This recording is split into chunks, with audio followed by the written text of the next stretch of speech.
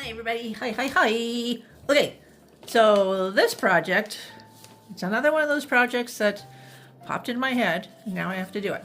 But I have actually worked with these are foam dice, so fun, from the dollar store, $1.50 for 4. I've worked with these a lot, I like these, and I make kind of like picture blocks. And this time I'm going to do antique mugshots.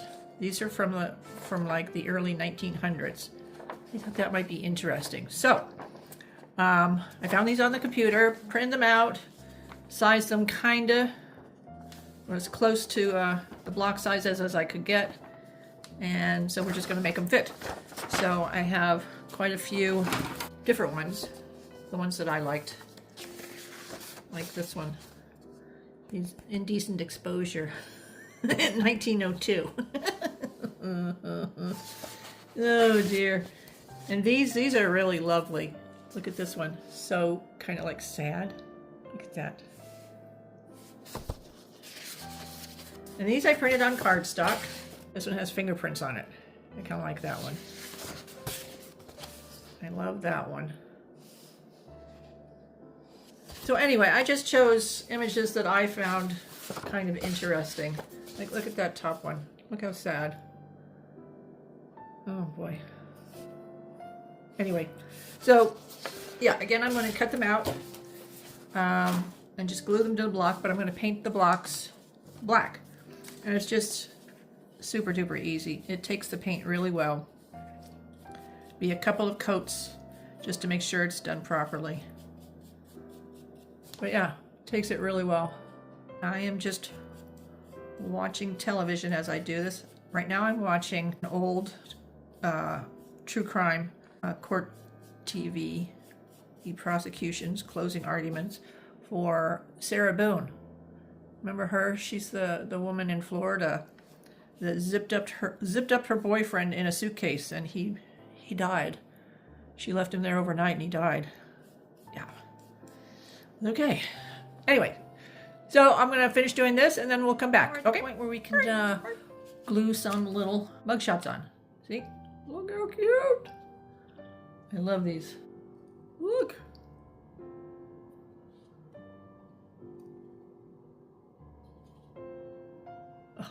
Okay, so I just decide who I want and where I want. I kind of like her. Let's do her right there. And I'm trying to put the mugshots that go together, right next to each other. Okay, then I just spread it out a little. And this glue seems to work really well in this project. And then we just position her. This one looks like Mara Hinckley almost. And then we just start pressing her down. There's a word for that I cannot think of. Anyway. And then I just wipe away the glue that's come out from underneath as I go.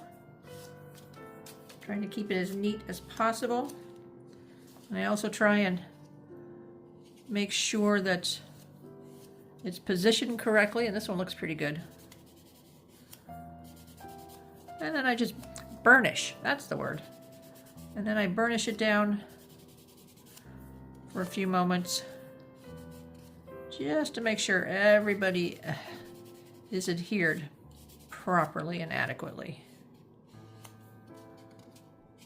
See, now that one's moved a little bit, so I'll move it. And you can still move it at this point, which is nice. And that looks pretty good. Okay, there we go. So now we're going to put the other one right there. As I'm playing with my mugshots here, I'm still watching TV. And right now I have on Michael Peterson from The Staircase. If you remember that case, that show on, I think it was Netflix, did a documentary on his case. He says he found his wife at the bottom of a staircase. Only problem is there was so much blood, and she had huge lacerations on the back of her head that looked like they'd been done with something, a weapon of some sort. So he went to trial and everything, and I like rewatching these true crime. There's some particular cases that I find very interesting, and this is one of them. The Jinx, remember that one? That was another one I found really interesting. And this is from '67, it says in the photograph. I just happen to like the photograph itself. I like the glasses with her hair, and I like the colors in this one. I love this project. I just think these are so cool for kind of an interesting little shelf sitter, as they call them. And I use mine, I've made these a couple times, usually for my tiered trays.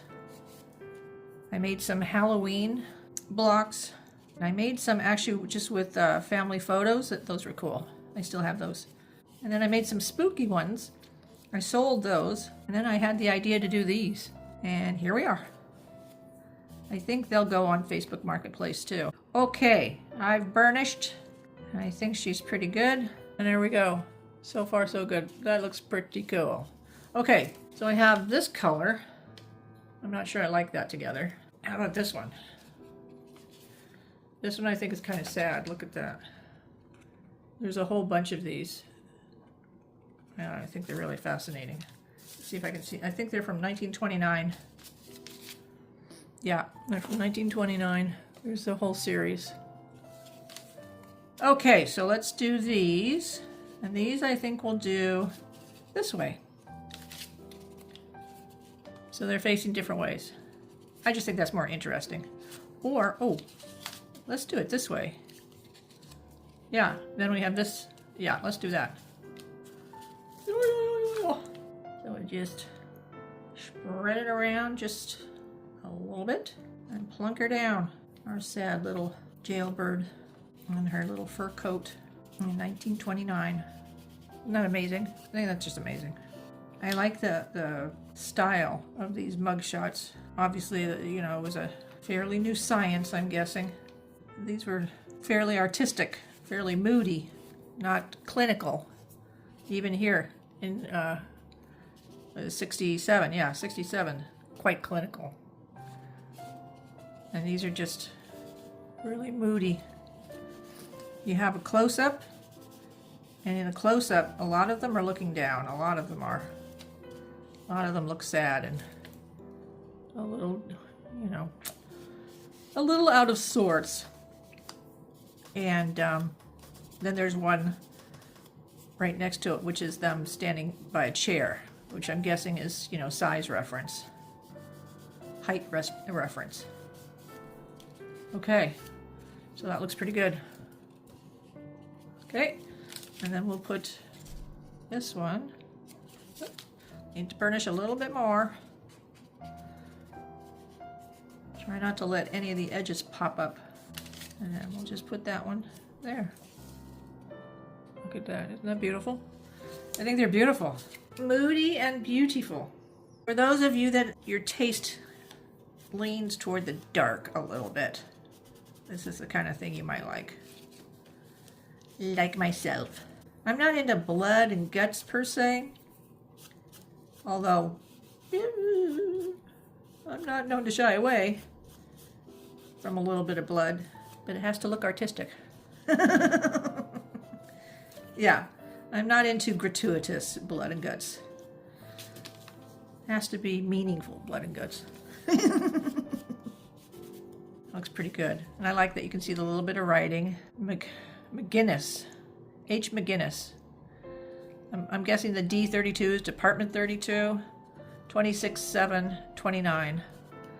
So July 26th, 1929. Oh, it's just amazing. A young woman. Oh, another young woman in 67. Amazing. And I just, on Pinterest, I found these. So I searched antique mugshots. And they have a slew of them. And they're all fascinating. Just fascinating. Just making sure everybody's down properly.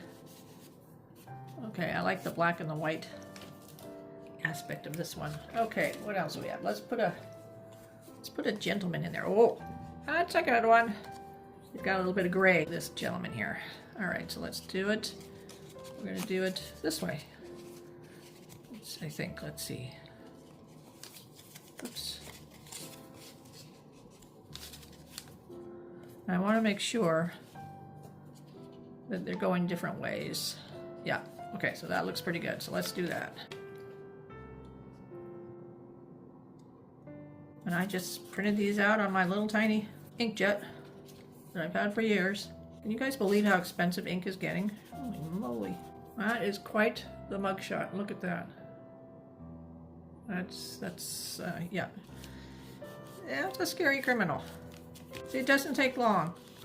I just try and, I really don't want anybody popping up. So I try and go over everything a lot. Okay. And then you just make sure they're going the same way. And this is another one. It's hard to tell, but this is another one where he's standing and there's a chair right over here. For, I'm guessing height reference is why they do that. Or maybe just to see what they look like, you know, head to toe. But there seems to be always a chair in their photograph.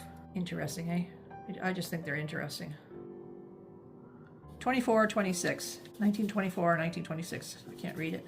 Looks like December 15th. Christmas. That, I think, is a nice looking block of antique or vintage mugshots. I just happen to really like these old mugshots. I think the idea is fun. You know, the idea of the mugshots is using old mugshots for something is fun. It'd be fun to make like a little booklet of antique mugshots, the way that I envision police stations used to use mugshots. You know, for witnesses that want to come in and take a look at mugshots, they would go through books.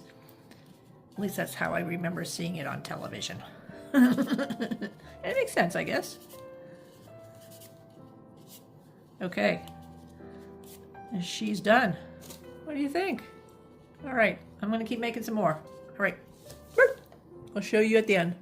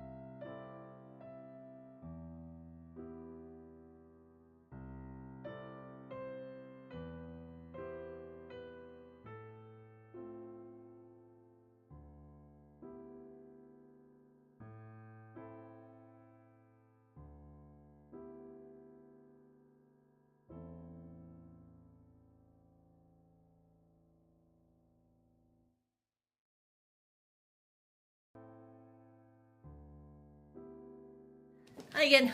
Okay, here's another little project that popped into my head. I thought it'd be kind of cool to make myself some vintage horse ribbons. You know, like they won a horse race. So I found these on Temu. I thought it'd be kind of just an interesting, you know, accent for my walls. We have these, and I have here a Canadian $2. We call it a toonie. It always cracks me up. So I thought this would be a good size. I think that'll work out. Yeah, I think that's a good size. So that's going to be my little template for my little horse heads. And we'll just put the little toonie over the horse's head. And then we're going to cut that out. Yeah, I think that'll be good.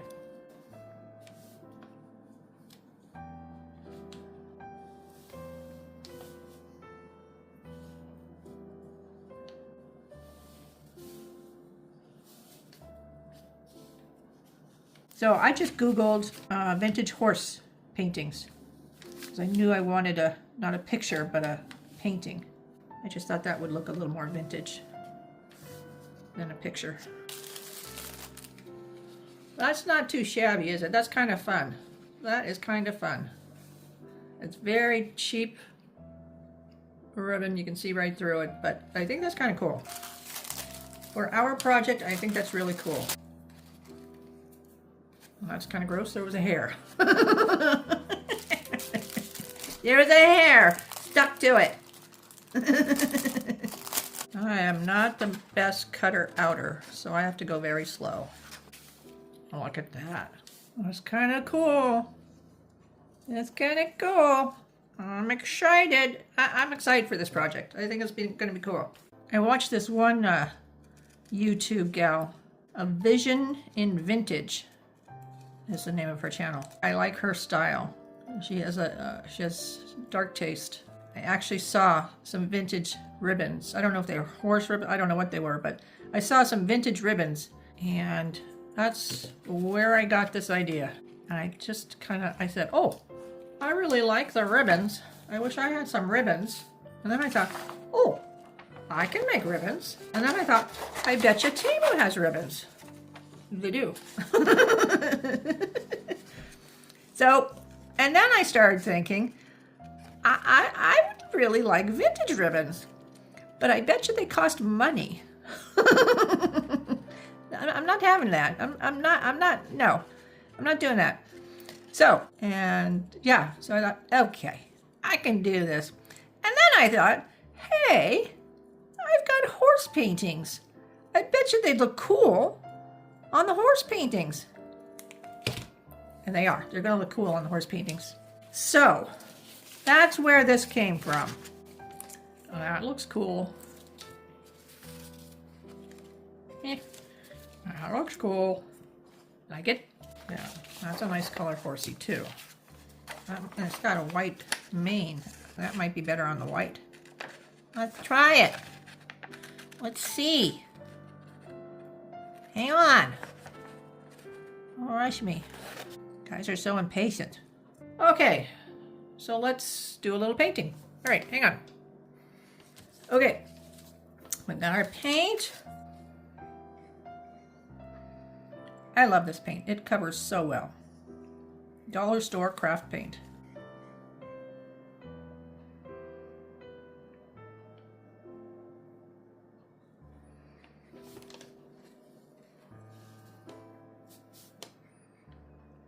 And we'll give this a couple coats. Yeah, see, that looks better. Right? Yeah. Now it's time to finish our ribbons. So we've got our little horsey pictures there. And I've gathered a bunch of ribbons. And I think for this particular one, though, I'm going to do brown. I really like the brown with the black. So I'm going to do that. And I want to put some behind this ruffle. Okay, so I just start here. And this is easy peasy. Glue it on.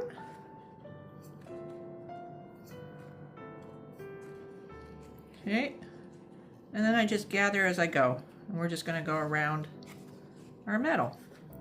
And I'm going to hope that I have enough ribbon for this little guy. I think I should.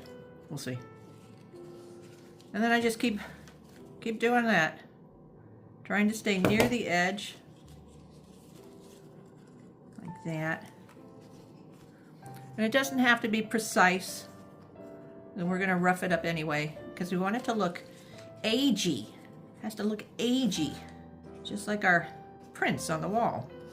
They look like old oil paintings. So we want these to look agey. Okay, so we just keep going.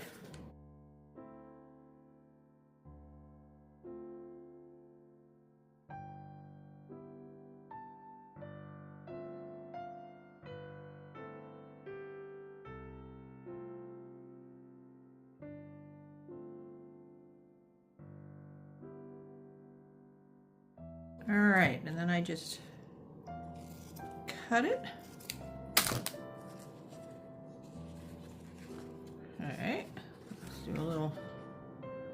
last dab here.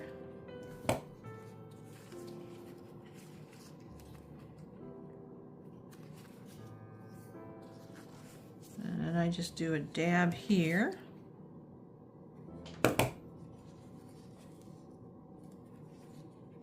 Okay. Hey, that's kind of cool, right? Okay. Then we'll just even that out a bit. I've got some black velvet. Oh, yeah. Let's do some black velvet. Okay. And then we're just going to lift that up. A little bit of glue. A little ribbon. Easy peasy. Then we'll do some over here. Easy, easy peasy. There. Cute. All right. And then I want to cut my little ribbon tails. Okay. That's kind of cool. Kind of cool. I like it. I like it. Okay. And then carefully do around here. Like that-ish. And just set it down. Like that-ish. Oh, look how cute that is.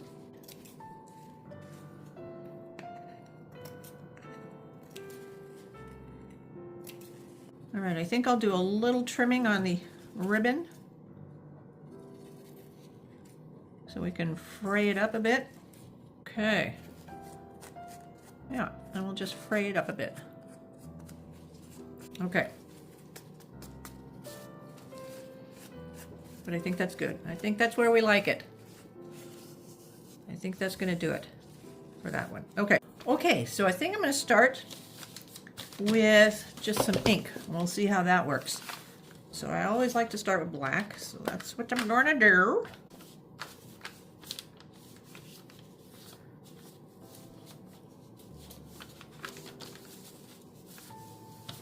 Okay.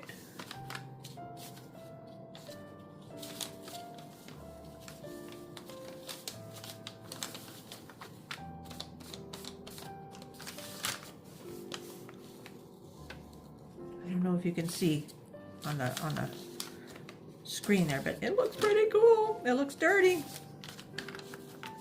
That's what I wanted. And once we get our brown on there, it'll look aged too, not just dirty.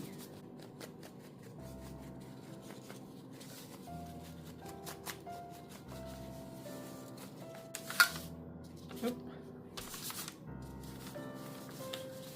That's okay. Okay.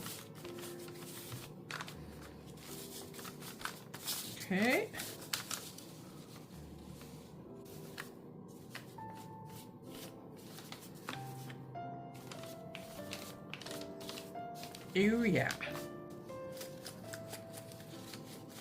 That's pretty cool. That is pretty cool. That looks actually really pretty cool. Okay, let's keep going.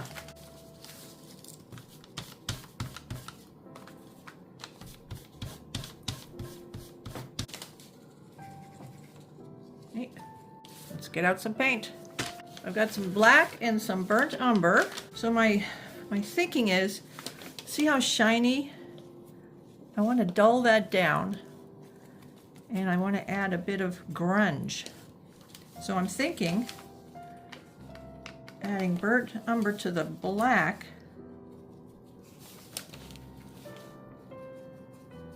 Yeah, that looks good.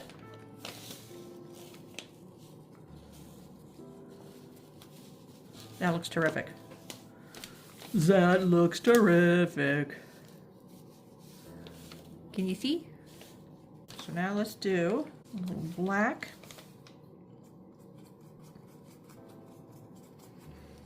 Yeah, that looks kind of cool.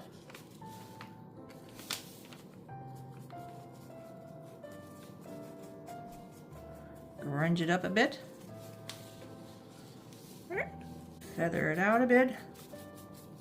And you don't want it to be perfect. So you can just go really quickly and just lay down a little bit of color. Try and make it look random. We'll do a little heavier in some spots. There we go. And there's our grungy ribbon. Okay, let's do a little on the back, just in case you catch a glimpse of it. We'll just make it look a little grungy too. So quick and easy. Thank goodness, because I'm getting hungry. Okie dokie. This should be fairly easy.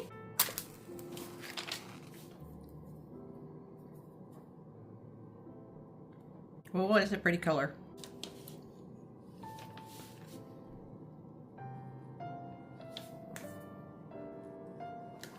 There. Crown. Not perfect, but I think it's terrific. Yeah. Now I really like this. I really like this. I like them all. I like them all.